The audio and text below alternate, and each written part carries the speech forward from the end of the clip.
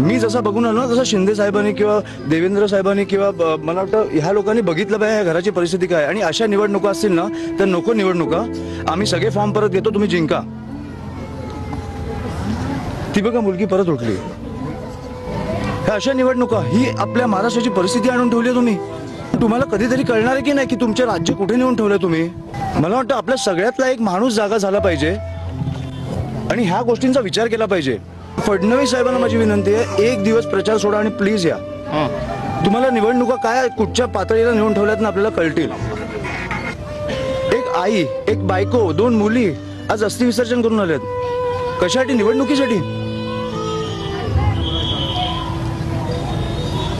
ह्याची उत्तरं मला मिळालीच पाहिजेत आणि बाळासाहेबांना न्याय हा मिळालाच पाहिजे.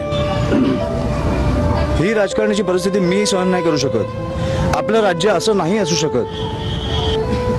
बाकी सगळं ठीक आहे, 70 ठिकाणी तुम्ही जिंकला, बिनविरोध जिंकला, जिंका, मजा करा.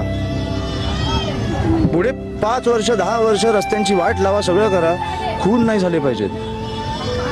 तुम्ही खुनापर्यंत पोहोचताय आता, तर मी जाऊन भेटणार. सगळं मी करणार, सगळं मी करणार. तुम्ही त्यांची काळजी नका करू.